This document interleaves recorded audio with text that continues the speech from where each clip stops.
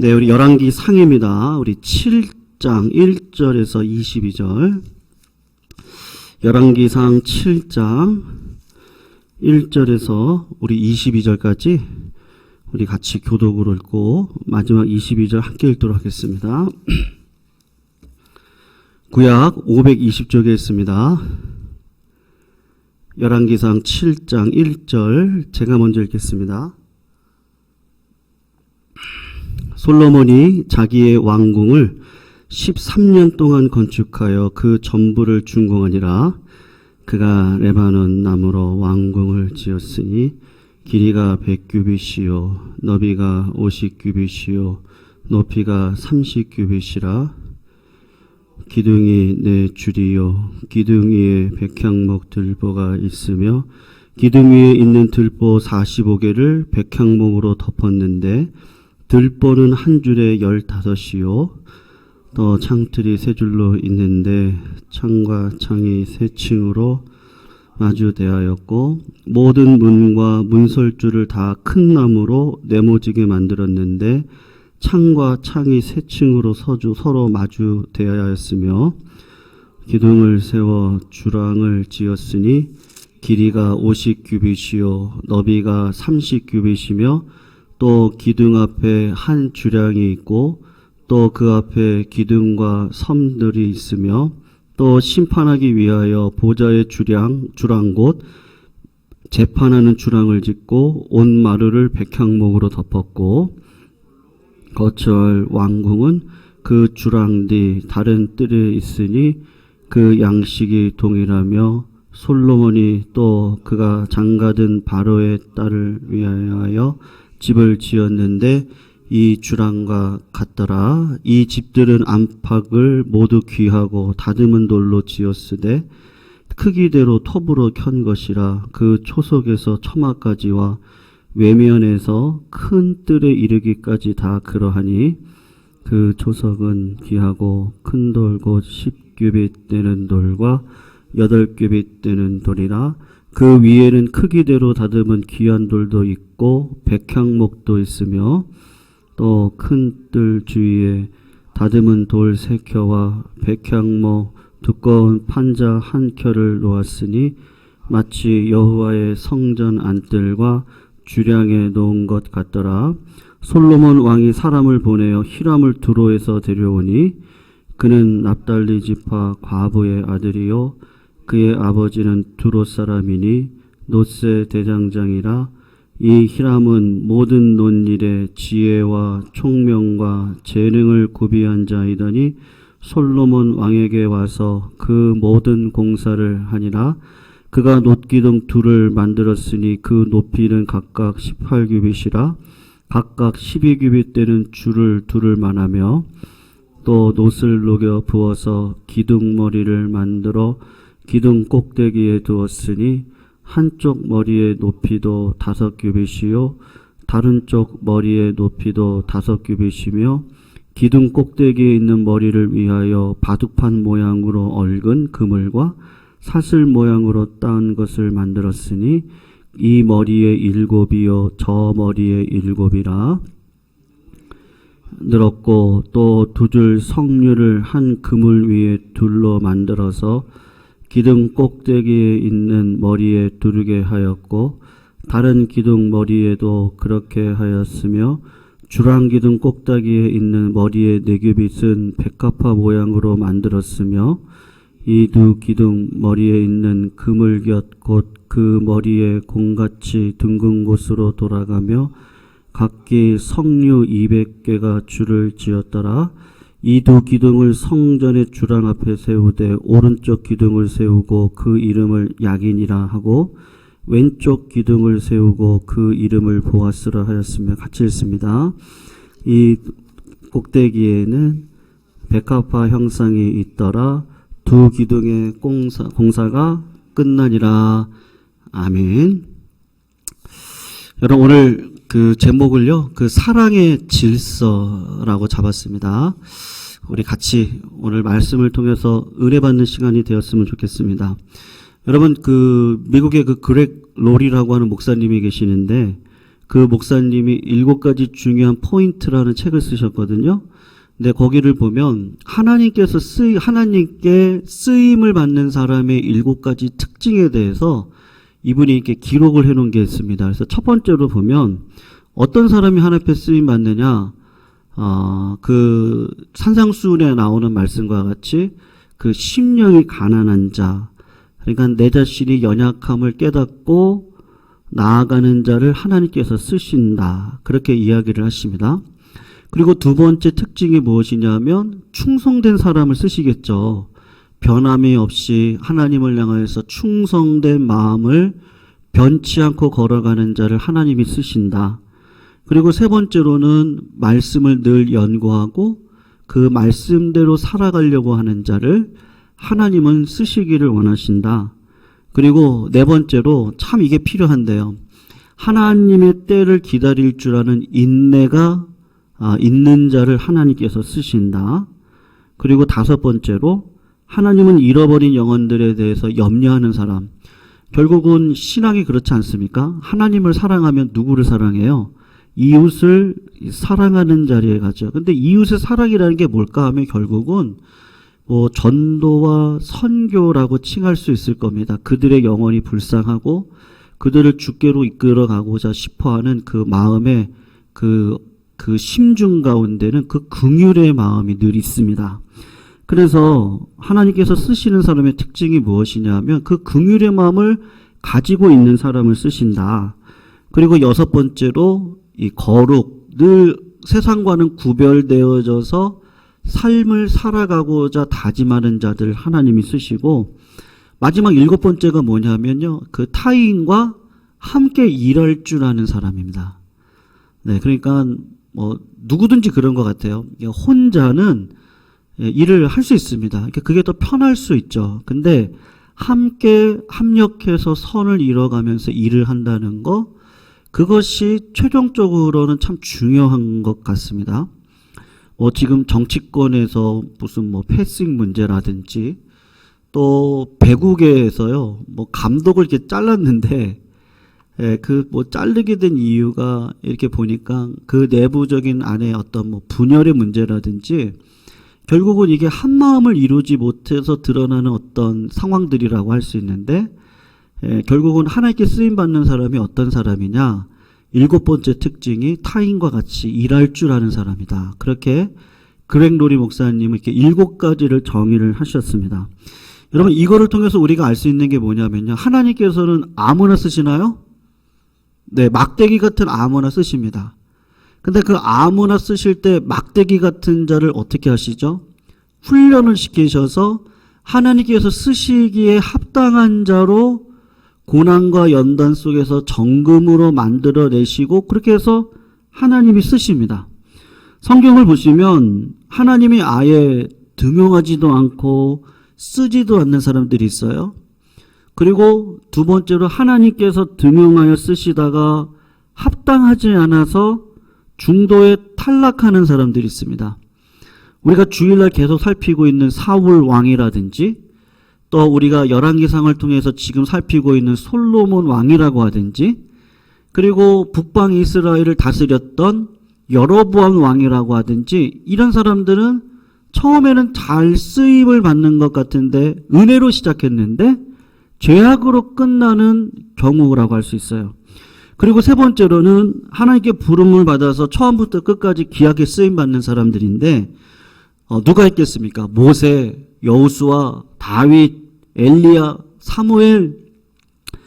분명한 것은 시대마다 하나님께서 부르시고 그 사람들을 통해서 쓰시고 그 사람들을 통해서 하나님의 나라를 이뤄가는 일을 하고 계신다. 여러분, 그래서 오늘 본문을 보시면요, 하나님께서 지금 솔로몬을 사용해서 성전도 짓게 하시고 하나님 나라를 세워가시는 왕으로 삼으셨거든요. 분명한 그런 이유가 있지 않겠습니까? 솔로몬이 초기에는 참 겸손으로 시작을 했는데 그 하나님께서 쓰실 수밖에 없는 솔로몬의 어떤 그 하나님의 준비된 모습이 있습니다. 그것이 무엇이냐 하면 첫 번째가 그 사랑의 질서라고 할 수 있는데요. 무엇을 먹을까, 입을까, 마실까. 성도님들 그것을 염려하지 마시고 뭘 구하라 그러셨어요? 하나님의 나라와 의를 구하라. 이걸 다른 말로 이야기하면 사랑의 질서다라고 할 수 있는데, 사람을 사랑하는 것보다 누구를 더 사랑해야 됩니까? 하나님을 사랑해야 되죠. 물질보다 하나님이 우선입니다. 근데 우리가 어떻게 하죠? 하나님을 이용하고 물질을 사랑하죠. 하나님을 이용하고 사람을 이용하고 물질을 사랑하는 그런 시대 속에서 우리가 살아가고 있는데, 솔로몬이 오늘 본문을 통해서 보여주고 있는 그의 마음이 무엇이냐 하면, 사랑의 질서 가운데 최고 우선이 무엇이냐면 지금 하나님을 바라보고 있다는 것입니다. 여러분, 우리가 6장을 보시면 솔로몬이 무엇을 했냐? 성전 건축을 했습니다. 그리고 오늘 본문 1절에서 12절까지를 보시면 성전 건축을 하고 있는 장면 사이에 뭐가 들어가 있냐면 솔로몬이 지었던 왕궁에 대한 건축을 하는 부분이 지금 들어가 있습니다. 그리고 13절부터 보면 다시 성전을 건축하고 있는 모습이 지어지고 있거든요. 여러분, 성전을 지었어요. 그리고 1절부터 12절까지 갑자기 왕궁을 짓는 사건을 짧게 기록을 하고, 그리고 13절부터 우리가 다 읽진 않았는데 오늘 보면 끝까지 또 성전을 짓는 일을 기록을 해놓고 있어요. 여러분, 지금 무슨 얘기를 하고 싶으냐면 양쪽에 성전을 짓고 있는 솔로몬의 마음 가운데 왕궁을 짓고 있는 어떤 햄버거를 보시면요, 햄버거 빵이 있잖아요. 그리고 그 사이에 뭐가 있어요? 패티가, 고기가 들어가 있죠. 그러니까 성경을 자세히 보시면 꼭 그런 식으로 이렇게 기술이 되어져 있는 게 있습니다. 오늘 솔로몬의 마음이 무엇인지를 사실은 보여주고 있는 것인데, 여러분, 성전은 7년 6개월 동안 지었어요. 그러면 솔로몬이 지었던 왕궁은 몇 년 동안 지었느냐 하면 13년 동안 지었습니다. 거의 2배가 걸려서 지은 것인데, 오늘 본문을 보시면 그 성전을 짓는 가운데 왕궁을 13년 동안 지었다. 그래서 어떤 사람들은 아니 성전은 7년 동안 짓고 자기가 살 집은 13년 동안 지어? 야, 그러면 솔로몬이 타락한 거 아니냐? 그렇게 오해를 하고 계시는 분도 계십니다만, 여러분, 왕궁 건축이 더 오래 걸린 이유가 무엇이겠어요? 성전 건축은 아버지가 재료를 다 준비해 주셨어요. 준비된 재료를 가지고 역군을 일으켜서 백향목을 가지고 오게 하고 여러 가지를 해가지고 지었습니다. 그러니까 준비가 되어져 있는 과정 가운데는 빨리 짓죠. 그러니까 7년 6개월 만에 지은 겁니다. 그리고 왕궁을 지으려고 하니까 이제 남은 재료를 가지고 해야 되지 않겠어요? 그리고 7년 6개월 동안 역군을 모아서 성전을 지었다고 한다면 그 일했던 사람들이 얼마나 피곤하겠습니까? 그러니까 백성을 생각하고 여러 가지 상황을 생각해서 천천히 왕궁을 짓다 보니까 13년이 걸렸던 것이 분명합니다.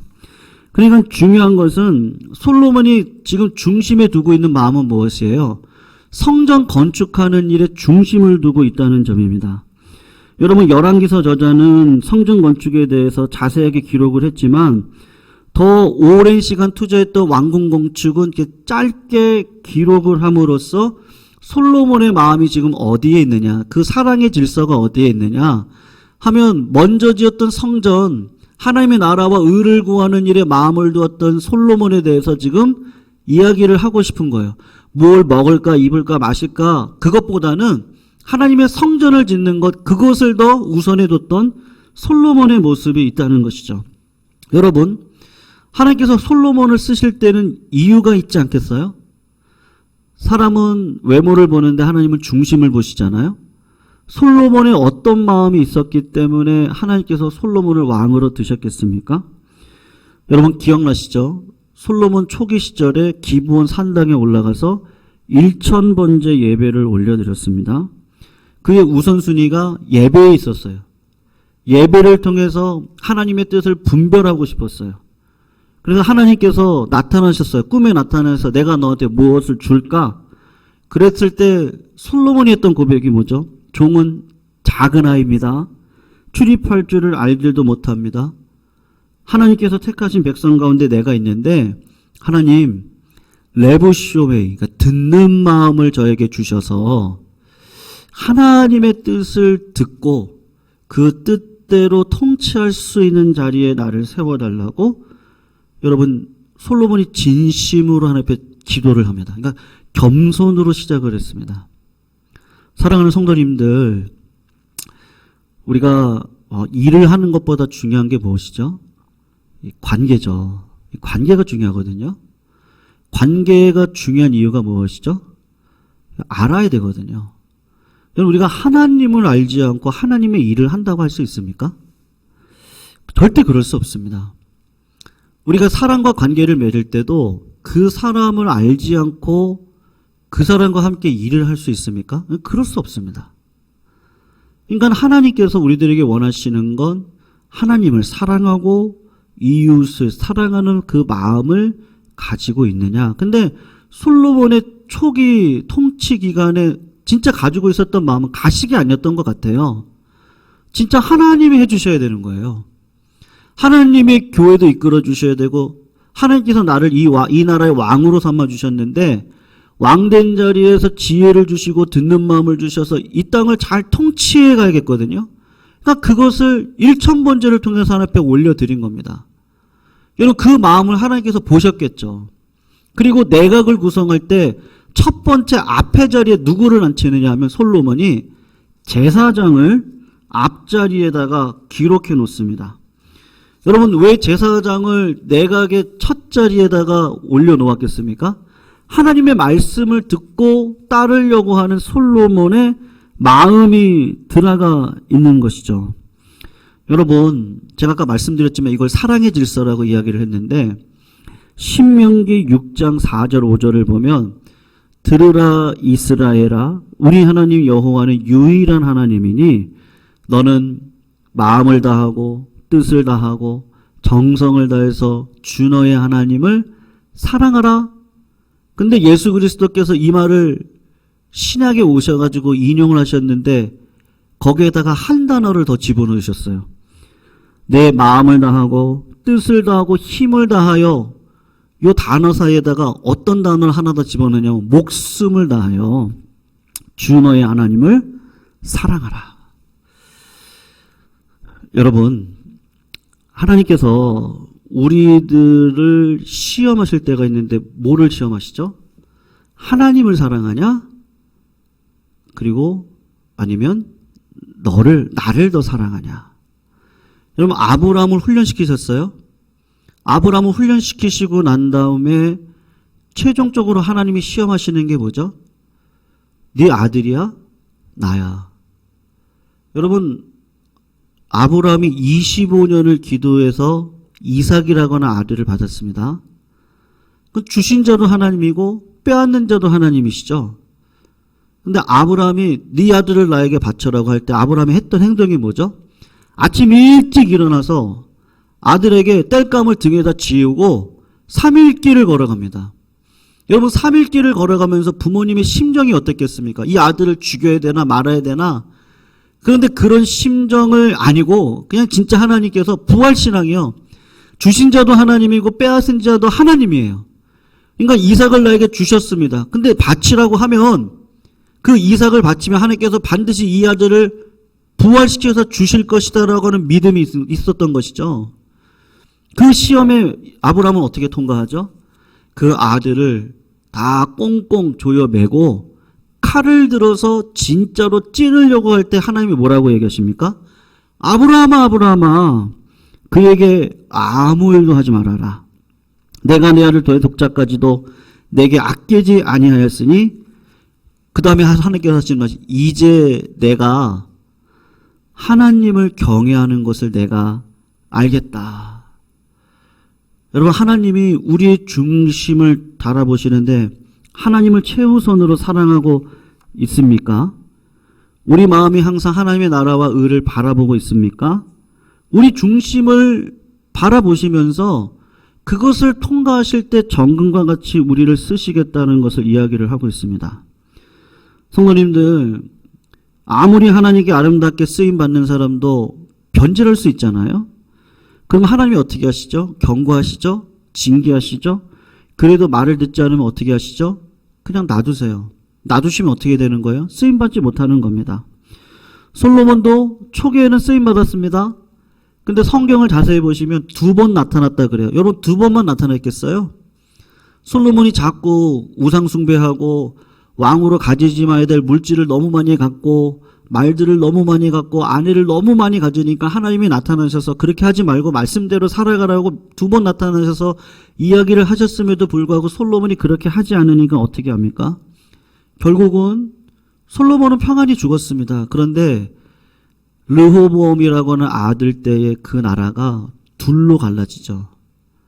여러분 결국은 하나님은 심판을 하시는 겁니다. 에돔 사람 하닷을 일으켜서 나라에 전쟁을 일으키고 여로보암이라고 하는 사람을 일으켜서 나라를 두 쪽으로 갈라지게 하고 이스라엘을 분열을 시키고 하나님께서 우리들을 어떠한 자리에 쓰기를 원하십니까? 하나님을 사랑하는 자리. 성도님들 끝까지 주님 사랑하시기를 주의 이름으로 부탁드립니다.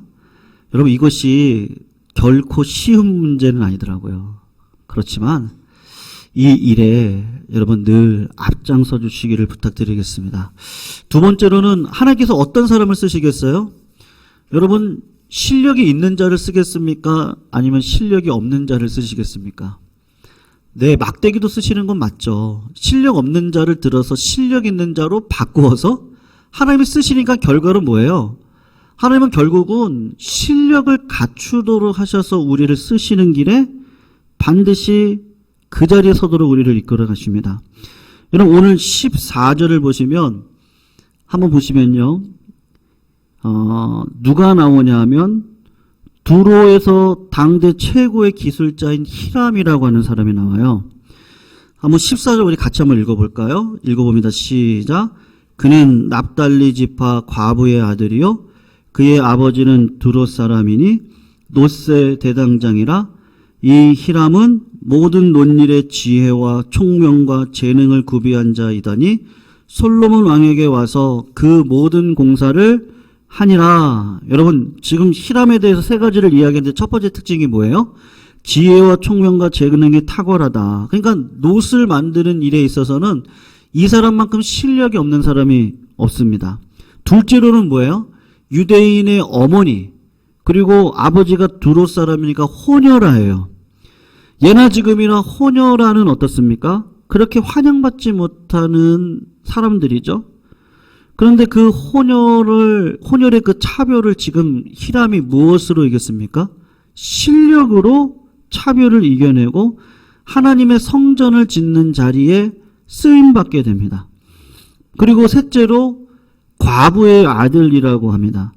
여러분 혼혈한 것도 슬픈데 과부의 아들로 자랐으니까 가난하게 자라지 않았겠습니까? 그야말로 사회의 소외층이었을 것입니다. 근데 히람은 자기의 일에 최선을 다해서 성전을 짓는 일에 쓰임받는 실력 있는 자가 되어졌다는 것을 보게 되는데 여러분 중요한 건 무엇이죠? 실력을 키우는 것이다 라고 할 수가 있지 않겠습니까? 여러분 우리 모두에게는 그 성도님들에게 주신 달란트가 있습니다. 근데 대부분은 어떻게 해요? 내가 가지고 있는 달란트는 보지 못하고 어떻게 하죠? 다 탓을 하죠. 그래서 환경 탓이다. 뭐 부모님 탓이다. 운명 탓이다. 그렇게 탓을 하다 보면 어떤 일이 벌어집니까? 자꾸 세월을 허송세월하게 지나게 됩니다. 차라리 탓을 하는 시간에 뭐를 하면 좋아요? 실력을 연마를 하는 겁니다. 여러분 그래서 뭐 목회자인 저도 그렇습니다만 원망하기보다는 기도하자. 그리고 뭐 이렇게 할 일이 없다고 생각이 되어질 때 성경 공부하자. 설교 준비하자. 예, 오히려 그런 시간이 지내놓고 봤을 때 준비하는 시간이더라고요. 여러분 원망과 불평 속에 살아가다 보면 결정적으로 내가 준비가 안 됩니다. 그러면 하나님께서 아무리 쓰시려고 해도 준비가 안 되는데 어떻게 쓰세요? 쓰실 수가 없거든요. 여러분 한번 보십시오. 요셉이 어떻게 쓰임받았습니까? 17살에 노예로 팔려가죠? 17살에 노예로 팔려가서 13년 동안 훈련을 받습니다. 간음의 죄를 범할 수 있는 자리에서 어찌 내가 하나님 앞에서 득죄할 수 있습니까? 마귀의 시험을 이겨내는 자리였습니다. 그리고 정치범들이 수용되어져 있는 감옥에 들어갔을 때 그 정치범들을 통해서 나라의 경제, 정치, 사회, 문화 뭐 이런 것들을 분명히 배웠을 겁니다. 그런 모든 과정들을 거치고 난 다음에 하나님께서 30에 요셉을 불러서 쓰실 때는 이미 모든 실력이 준비된 자인 것이죠. 여러분, 기도만 하면은 하나님의 나라가 세워집니까? 네, 맞아요. 근데 기도 가운데 하나님께서 어떻게 하시죠? 느헤미야를 우리 금요일날 배우지만 기도하는 가운데 울며 금식하게 하시고 너가 지금 술관원장이 아니냐. 이미 하나님이 지위로 준비시켜 주셨어요.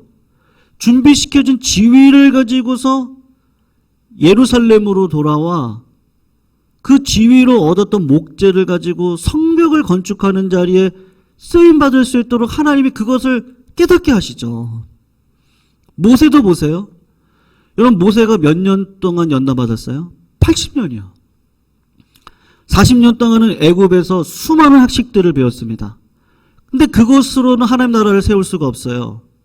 가난한 마음이 필요합니다. 그리고 이웃과 동행하는 마음이 필요합니다. 동역할 줄 아는 마음이 필요합니다. 실력도 필요합니다. 그 모든 것들을 광야 40년이라고 하는 기간 동안, 여러분 40년의 시간이면 내가 왕이었어. 왕년에 내가 왕자였어. 내가 하버드 대학 나온 사람이었어. 그런 모든 것들은 아마 다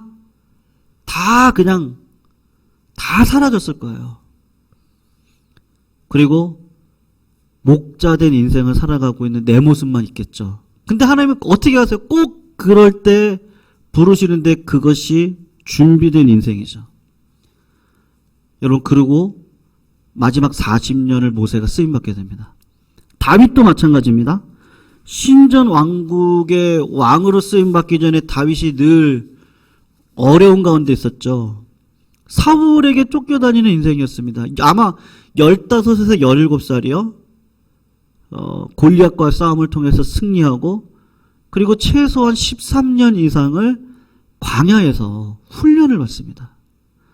그 훈련 중에 나발이라고 하는 사람을 육신의 분노가 일어나서 죽이려고 했을 때 지혜로운 아비가일이라는 여자를 통해서 야, 하나님이 이렇게 막으시는구나, 그런 것도 경험하고, 사울을 죽이지 않겠다고 하는 믿음으로 결국엔 이방 땅 블레셋까지 갔을 때 내 육신의 생명조차 내 힘으로 할 수 없어서 정말 미친 짓을 하면서 입에서 침을 질질 흘리고 문에다가 어기적 했던 그 모습 가운데 하나님이 나를 살려주었던 그 모습을 통해서 다윗이 깨달은 게 뭐겠어요? 하나님이 내 인생 챙겨주시지 않으면 안 된다라고 하는 마음이 분명히 있지 않았겠습니까? 그러니까 영적인 실력을 키우도록 하나님께서 우리들의 삶을 끌어가고 계시는 것이죠. 그러니까 성도님, 지금 우리가 걸어가고 있는 이 과정은요, 하나님의 은혜 가운데 있다는 걸 꼭 믿으시기를 축원합니다. 어떤 은혜예요? 나를 지금 훈련시키세요. 나이 문제가 없습니다. 갈렙도 85세 쓰임 받았죠. 여러분, 신앙의 연배가 어디 있습니까? 하나님께서는 누구든지요, 막대기 같은 자도 생명이 있는 정말로 큰 은혜를 베풀어 주셔서 하나님의 지팡이가 되게 하셔서 쓰시면 쓰임받는 거거든요. 그러니까 하나님께서 우리들에게 지금 주신 이 모든 과정을 통해 하나님께서 반드시 나에게 은혜 주신다, 쓰임받게 하신다, 그런 믿음을 꼭 가지시기를 부탁드립니다. 여러분, 히람이라고 하는 사람이 오늘 본문에 보면 두 기둥을 만듭니다. 21절을 한번 보시면 이 두 기둥을 성전의 주랑 앞에 세우되 오른쪽 기둥을 세우고 그 이름을 뭐라고 합니까? 야긴이라고 하죠. 그리고 왼쪽 기둥을 세우고 그 이름을 뭐라고 합니까? 보아스라고 합니다. 이거는 상당히 높은 기둥을 세운 거거든요. 근데 야긴의 뜻이 뭐냐 하면 그분이 세우신다. 보아스의 뜻이 무엇이냐면 그분에게 능력이 있다. 여러분, 성전을 세우면서 야긴과 보아스를 세워놓고 그분에게 능력이 있다. 그리고 그분이 세우신다. 지금 그 이야기를 하고 있는데 진정한 신앙 고백을 이야기하고 있는 것이죠. 여러분, 성전을 누가 세우세요? 누가 이끄세요? 누가 만드세요? 하나님이 만드시고 견고하게 하시고 우리들에게 살 능력을 주시고 은혜를 주시고 걸어갈 수 있는 힘과 은혜를 능력을 주시는 것을 지금 야긴과 보아스를 통해서 지금 고백하게 하고 있는 것입니다. 그러니까 진짜 영적인 실력, 하나님께 쓰임받는 사람 가운데 있는 그 마음의 중심에는 늘 뭐가 있습니까? 하나님이 나를 세우셨고 하나님이 나를 지탱하게 하신다라고 하는 신앙의 고백이 있는 것이죠. 성도님들, 하나님께서 솔로몬 성전의 모든 식양을 다윗에게 보여줬습니다. 그리고 다윗은 그것을 아들에게 그대로 전수를 해줬고 아들은 그 보여준 대로 순종해서 성전을 지었습니다. 그런데 하나님께서 우리 마음 가운데 성전의 설계도를 누구한테 주셨어요? 예수 그리스도에게 주셨어요. 그 예수 그리스도께서 이 땅에 오셔서 우리들에게 십자가에 달려 돌아가시고 부활하심으로 성령이 우리 마음 가운데 오심으로 이제 성전이 우리 안에 지어졌다는 것을 분명히 보여주셨습니다. 근데 우리 마음 가운데 뭐가 있는 거예요? 야긴과 보아스라고 하는 기둥이 든든히 있는데 여러분, 그 기둥은 누구겠습니까? 성령 하나님이시죠. 성령 하나님께서 나를 끌어가셔요. 나의 인생을 책임지세요. 나를 지탱케 하시는 건 성령 하나님이세요. 하나님께서 오늘도 우리의 심령 가운데 우리 힘으로 안 돼. 내 힘으로 안 돼요. 하나님의 힘으로 될 수 있도록 나를 이끌어 가실 겁니다.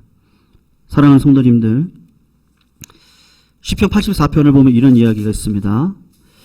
주의 궁정에서의 한날이 다른 곳에서의 첫날보다 낫다.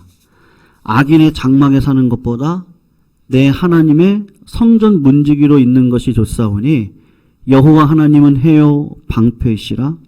여호와께서 은혜와 영화를 주시며 정직하게 행하는 자에게 좋은 것을 아끼지 아니할 것임이니 만군의 여호와여 주께 의지하는 자가 복이 있도다.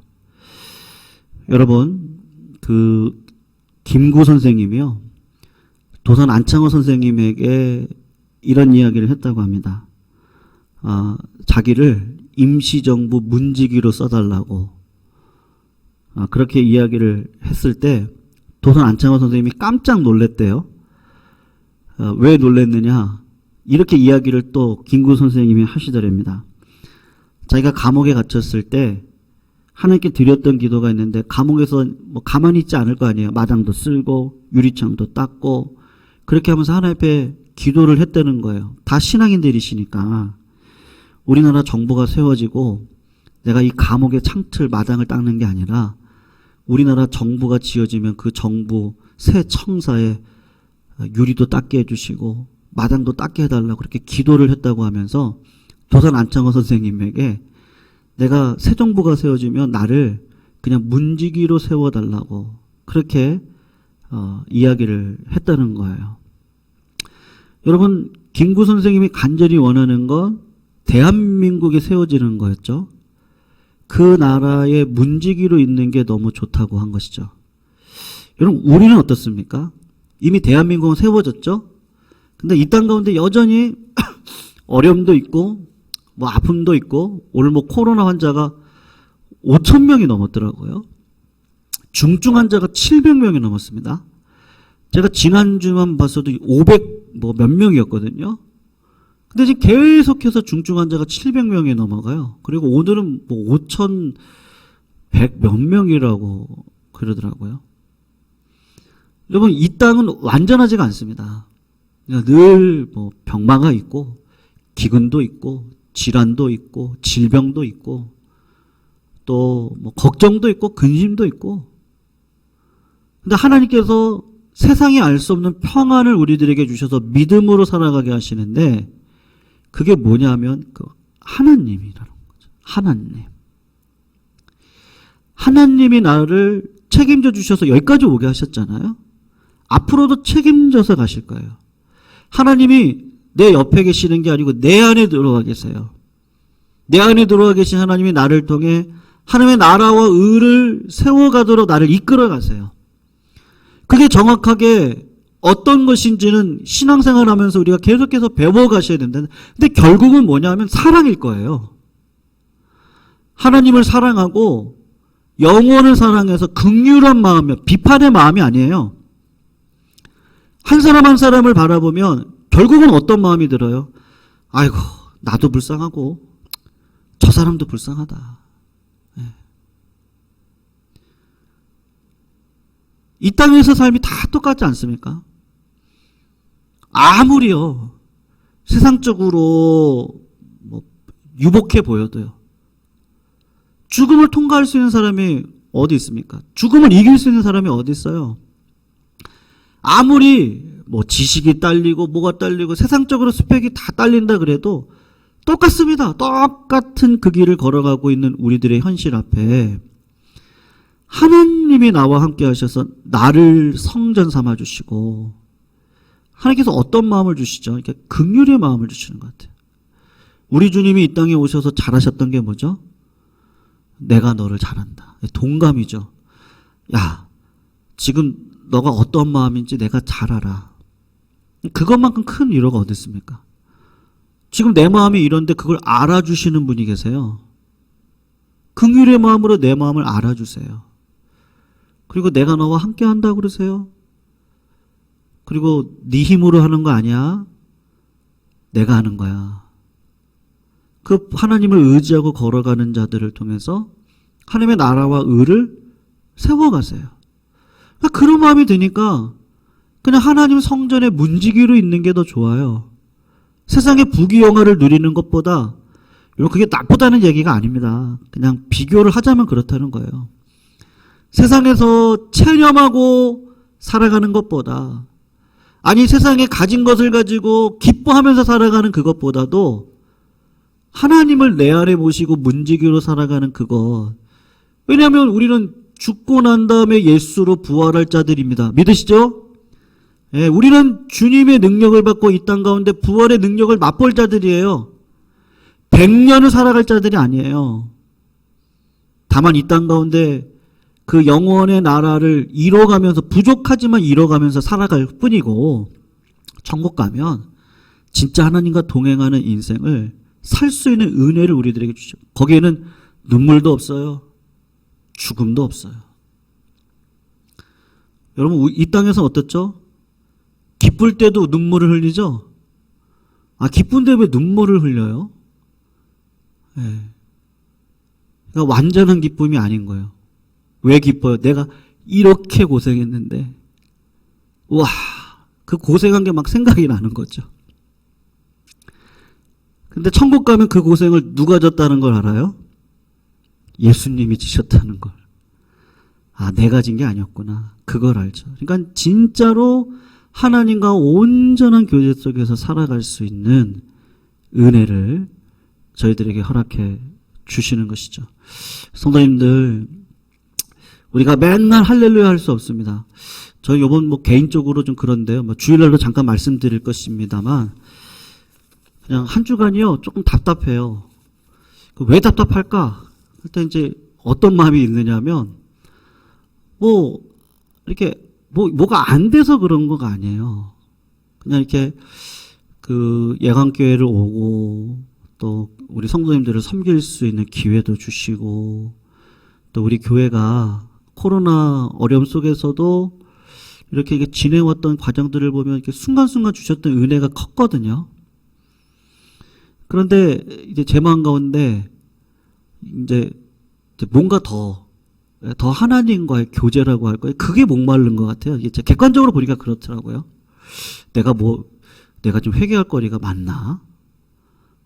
요새 새벽 기도의 고민이 그겁니다.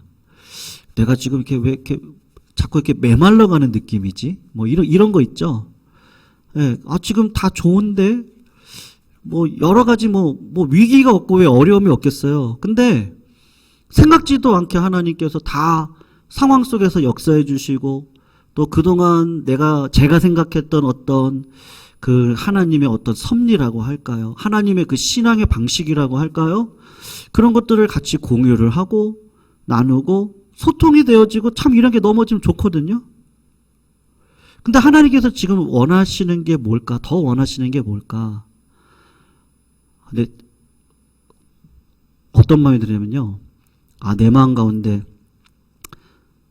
뭔가 그 가난하고 애통한 마음이 지금 사라지고 있는 거 아닌가? 그런 어떤 좀 갈급함이 생기더라고요. 막 고난 가운데 있을 때 앞길이 열리지 않을 때는요, 진짜 생명 걸고 막 기도했거든요.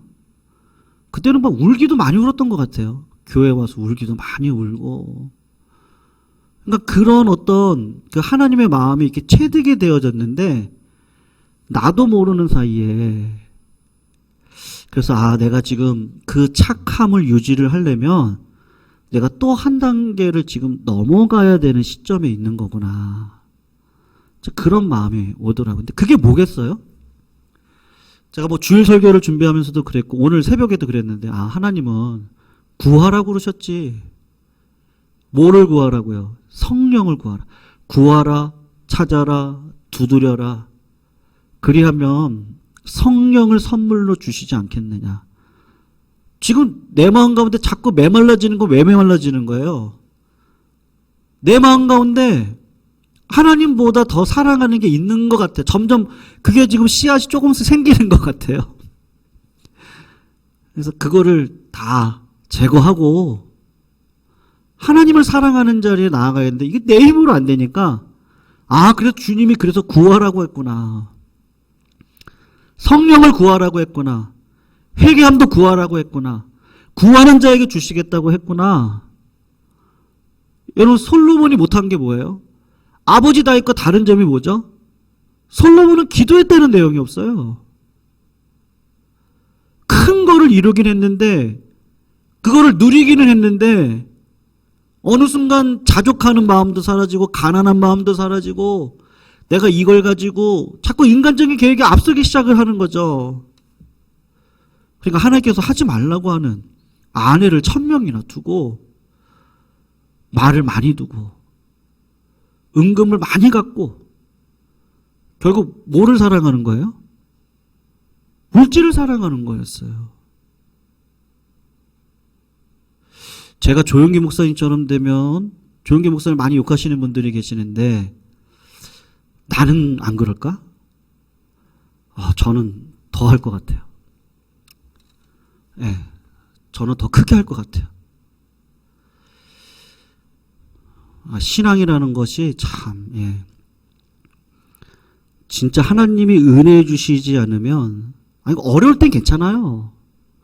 근데 뭔가 하나하나가 이루어지고, 하나님께서 더 큰 거를 주실 때 또 시험하실 것 같아요. 이삭이냐, 나냐. 이삭이냐, 나냐. 왜 성전을 건축하는 가운데 왕궁을 패티로 딱 집어넣었을까요? 결국 솔로몬은 뭐를 놓쳤어요? 성전을 지켰어요? 아니면 왕국을 지켰어요? 자기 아내를 더 사랑했어요? 하나님을 더 사랑했어요? 하나님을 더 사랑하지 않고 아내를 더 사랑했어요. 물질을 더 사랑했어요. 성전을 지으면서요. 성전은 지어만 놓은 거예요. 진짜 더 중요한 하나님을 내 마음에 모시지를 않는 거예요.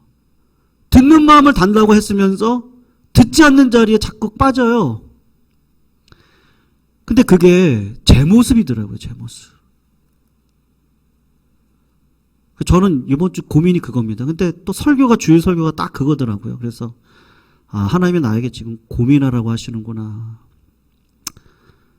순전해야 되는구나. 근데 이게 내 힘으로 안 되는구나. 성도님들, 하나님께서 다 책임져 주실 줄로 믿습니다. 기도하시는 대로 응답해 주실 거예요. 왜? 자녀니까요. 근데 더 중요한 건 뭐예요? 자녀됨의 인생이죠. 부모의 마음 가운데 흡족한 인생을 살아가야 되겠죠. 자식이 서울대 나오는데 지 맘대로 살아요. 그럼 어느 부모가 좋아하겠어요? 내 자식이 그거 하나님이 주신 은혜인 줄 알고 믿음으로 살아가는 걸 부모가 더 원하겠죠. 똑같습니다. 성도님들, 그냥 저는 오늘 말씀을 통해서 다시 저를 봤는데요. 성도님들도 성도님들의 마음을 되돌아보시기를 주의 이름으로 축원합니다.